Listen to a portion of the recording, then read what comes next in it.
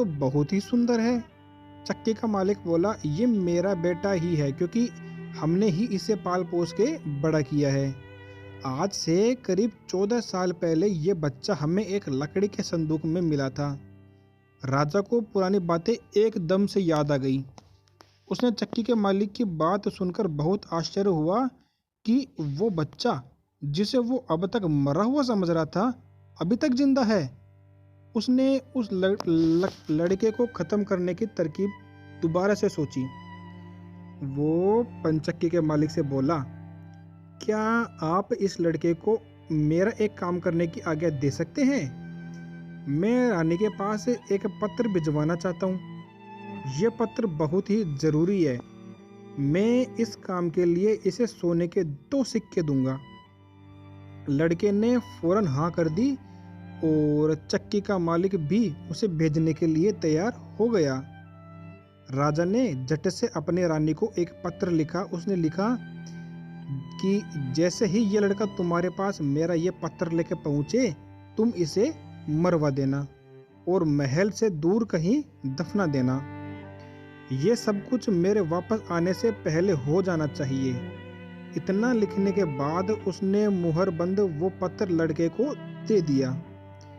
लड़का उस पत्र को लेकर राजमहल की ओर चल दिया। वो आज तक अपने घर से कहीं बहुत दूर गया नहीं था, अतः राजमहल का रास्ता नहीं ढूंढ सका और जंगल में ही भटकने लगा।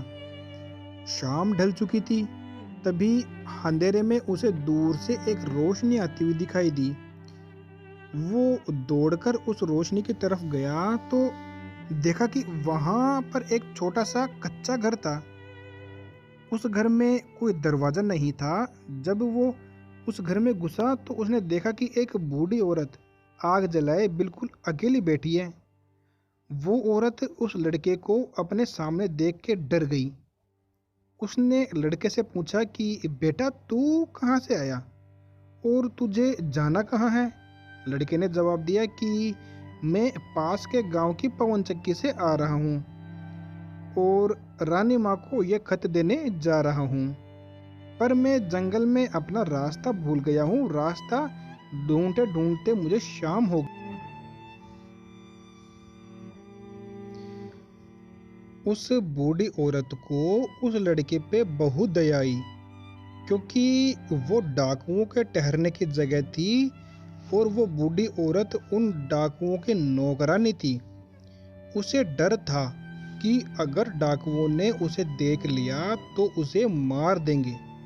लड़के को यह जानकर पहले तो कुछ डर लगा कि वो डाकुओं के घर में घुस गया, पर अंधेरे में कहीं और जाना भी आसान काम नहीं था और दिन भर चलते रहने के कारण वो थक भी बहुत गया था। सो उसे बहुत जोरों की नींद भी आ रही थी। वो उस बुढ़िया के कहने पर घर के एक कोने में चुपचाप जमीन पे सो गया। आधी रात के बाद जब डाकू उस घर में आए तो किसी और को अपने घर में सोता देख के अपनी नौकरानी पे बहुत गुस्सा करने लगे। बूढ़ी नौकरानी ने उन्हें सारी बात बता दी और वो चिट्ठी भी डाकुओं के सरदार के हाथ पर रख दी जो उस लड़के ने उसे दिखाई थी। राजा की मोहर देखकर उन डाकुओं को उस चिट्ठी पर कुछ शक हुआ। सरदार ने बड़ी सावधानी से उस चिट्ठी को खोलकर पढ़ा तो सोते हुए उस लड़के पर उसे बहुत तरस आया। उसने उस चिट्ठी को फाड़ दिया और एक दूसरी चिट्ठी उसमें रख दी। उस चिट्ठी में लिखा था कि जैसे ही ये लड़का राजमहल में पहुंचे, तुम इस लड़के से अपनी राजकुमारी का विवाह करा देना। ये काम मेरे वापस आने से पहले ही पूरा हो जाना चाहिए। ये खत उन्होंने उस लड़के के सामने रख दिया और सुबह होने से पहले ही डाकू वहां से चले गए। सुबह जब वो लड़का सोकर उठा तो उस बूढ़ी ने उसे कुछ जलपान कराया। फिर वो लड़का राजमहल की ओर चल पड़ा। राजमहल पहुंचकर उसने वो खत रानी माँ को दे दिया। रानी ने जब खत पढ़ा तो उसे बहुत आश्चर्य हुआ कि राजा ने ये कैसी आज्ञा दी है। एक अनजान लड़के से वो अपने राजकुमारी का विवाह कर दे। खत पर राजा की मोहर लगी हुई थी, अतः यह कोई धोखा तो नहीं हो सकता। राजा के वापस आने से पहले ही उसे अपनी बेटी का विवाह इस लड़के से करना था। रानी ने लड़के को अपने पास बुलवाया। उसका भोला भाला और सुंदर चेहरा उसे बहुत पसंद आया और उसने अगले दिन ही उससे अपनी बेटी का शादी कर दी। लड़का राजकुमारी के साथ सुख से उस महल में ही रहने लगा। कुछ महीनों बाद राजा वापस अपने राजमहल में आया तो उस लड़के के बारे में जानने के लिए बहुत उत्सुक था। पर उसे जब ये पता लगा कि रानी ने राजकुमारी का विवाह उसी लड़के से करवा दिया तो उसे बहुत गुस्सा आया।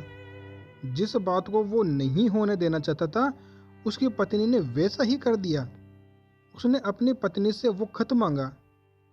राजा ने उसमें उस लड़के से राजकुमारी के विवाह की बात लिखी देखकर हैरान रह गया। उसको लड़के पे शक हुआ कि वो पढ़ा लिखा है, जरूर रास्ते में खत बदल दिया होगा। उसने लड़के को अपने पास बुलवाया और उसे सच्चाई बताने की आज्ञा दी।